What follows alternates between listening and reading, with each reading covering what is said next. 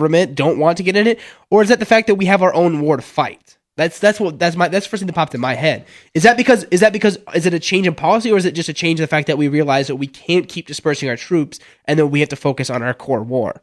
Well, that's very true, but I mean, you also have we're trying to get out of Iraq, which is logical, and then we're fighting this war in Afghanistan, but it's also becoming although the president is currently debating whether or not to send in troops, it seems to be in general that the attitude of the country is kind of moving towards a more, well, let's not get involved. Perhaps terrorists being upset with us is actually based on our involvement in their society, not on the fact we're prosperous and free and sitting over both. Here. Yes, yeah. Or it's perhaps both. I don't know, but I'm not exactly sure, so that's why I thought I would ask. Yeah, well, I mean, it could be that we're moving away from it, but I think at the same time, if you look at our entrance into Iraq, that's pretty high engagement. I mean, that's. All right, so then either way, do you think the continuation of high engagement or the pullback of high engagement is dangerous for the United States? Oh. Do you want us to just... I'm one man. I can't solve the world's problems. I thought it was interesting. It is interesting, but this is way over the scope of what I can handle, but... Well, after this, we're going to talk about how Tim Pawlenty won't let sex offenders have flat screen TV. All right, so might as well take something on right now. That's more my realm. So let's go ahead. I don't know. I think it would be bad on both ends of the scale. You can't get involved in everything. You can't completely pull back. You have to find a happy medium in there somewhere. I like that. I like that. That's good. Very good answer. They have high engagement has benefits and it has risks, just like everything else. I mean, if it's a big issue, like. I mean, I think you got to look at it like an issue by issue basis. I mean, Taiwan and China. I mean, Taiwan. What do we have invested in Taiwan? Where, in comparison to what we have invested in Israel?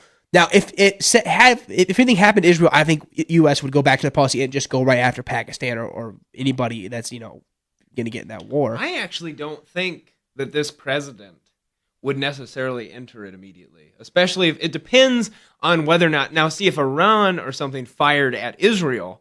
Yes, I could see us getting involved, but if Israel reacts to Iran's nuclear production and things like that by bombing them, which is highly plausible, I don't foresee President Obama actually getting involved. I think it's kind of like, well, you just did it on your own. You're you're done. So you think that we come to protect them, but not to help them start a war? I think so. I completely agree. I think this whole preemptive business is done. I think we've just exhausted ourselves because we can't stomach it. I don't think we can stomach it as a country. So you think that the Bush doctrine died with Bush? No. Died with Bush leaving the office? No, not necessarily. But I think nation building died with Bush. I think going in there and tearing apart a country. But preemptive stuff hasn't. The Obama administration is fully prepared to bomb terrorists and things like that. But it's not going to remove a regime, right, or anything like that, because that's just not what that's gone. That entire policy is gone. I think that's just a product of the society we live in now with all these ways of detecting advanced threats. I think you have to have a preemptive, not base your entire, military operations on preemptiveness, but it has to be a core, part of it.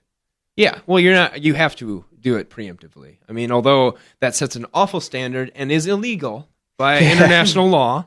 But since when has the U.S. ever cared about international law? Let's just worry about our sovereignty. That's exactly. What it's about. Exactly. Anyways, let's move on to the next topic. Can we talk about something we can handle?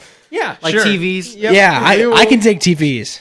We'll talk about this. All right, so Governor Tim Pawlenty said he's ordering the removal of new flat-screen TVs from the Minnesota's sex offender treatment facility. The Star Tribune first reported on the TVs Tuesday.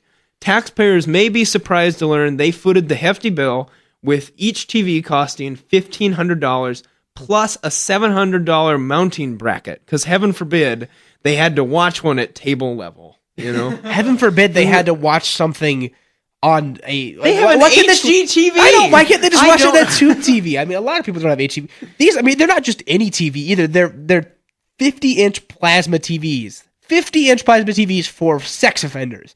What the heck? And it's not just one. It's not just two. It's not even a dozen. It's 2 dozen. 24 TVs. Are you kidding me? One for each cell. I guess. I don't know. I don't know where those would go. I mean, you'd think there'd be like one in the lunch area, something like that. Even there should be a crappy TV. Room. I mean, but you're not a sex offender. An even bigger issue. Why do they need the is this going to go towards their rehabilitation?